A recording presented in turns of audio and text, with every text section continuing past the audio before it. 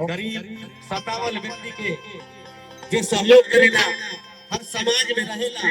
हर धर्म हर जाति के लोग से प्यार करेला, ओकरा के लगी बाती बातेला। जिससे आज हमनी के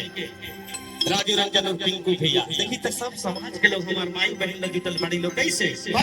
एगो गीतिया याद कर देते तेजस्वी जी का कहले बड़े माई बहन के सम्मान में तेजस्वी यादव मैदान में, माई बहन के सम्मान में तेजस्वी यादव मैदान में। और कहते हैं तेजस्वी यादव कि मैं जो वादा करता हूँ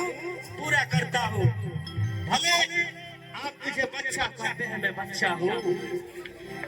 लेकिन बातों का कच्चा नहीं हूँ मैं, बातों का कच्चा नहीं, जो वादा पूरा करता हूँ वादा पूरा करता हूँ। तो तेजस्वी जी क्या कहे हैं, फ्री बिजली मिली, मीटर लगा के अंधेरा बिजली बिल आवता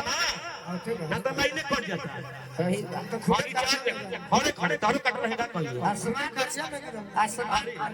सही में एक दिन ऐसा के को फोन आवता है सही में छोटू भैया बाप रे मैं देखो ना हाथ में बिल आ बिल बाटे ऊपर से केसो हो बिल बा हमरा पका कर जा आपका माइनस लाइन में बैठल लाइन कट में पानी खाता सही बात है इसको मतलब ना भाई अब पानी खाते लोग चिल्ला। और 500 तेजस्वी जी बोले मेरी सत्ता आती है मेरी सरकार आती है तो 500 रुपए में कहीं से उधर मिलेगा, और मेरी सरकार आती है तेजस्वी को अगर आप लोग बनाते हैं तो रोजगार की भरमार आएगी। और माँ बहन के हमारे माई बहन गाड़ी दो उन लोग के 2500 रुपए प्रति माह सम्मान राशि मिली तो हम कहे जाने का। अरे कम हेलो हेलो सिर दिखाई अरे महिला के सम्मान में तेजस्वी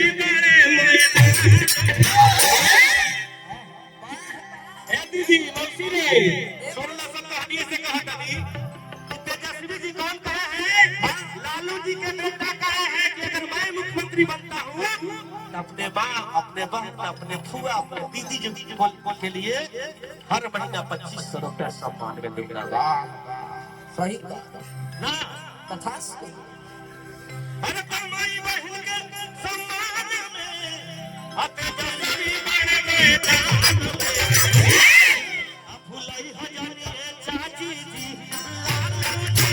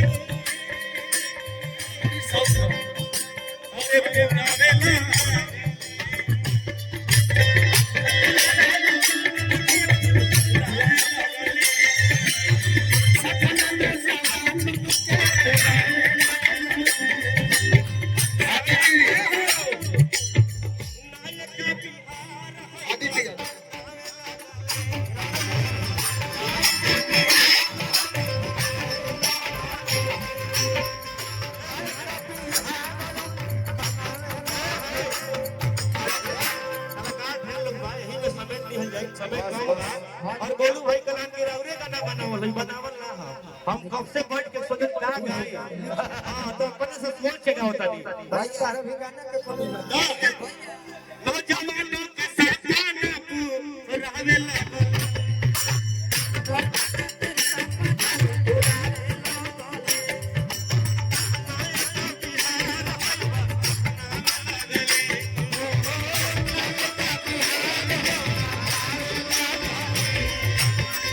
दीदी ये माई बहन के लगे ये तो बहन खाना बनी तो माई बहन होते मिलते बाड़ी लो तो हल्ला का सम्मान में का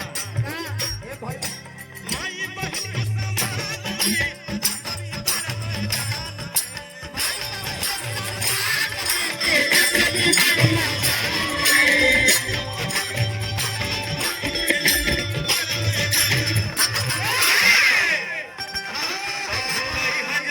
दीदी लो अब भूला जानी है भौजी लो तेजस्वी जी के काम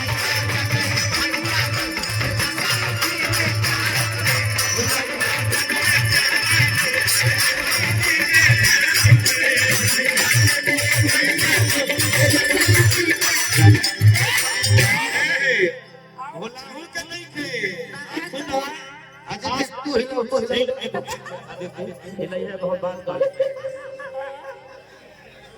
हम नौजवान भाई से कहना चाहता हूं मैं और यदि सरकार ने एक उमंग रहे के चाहिए लेकिन उमंग में होश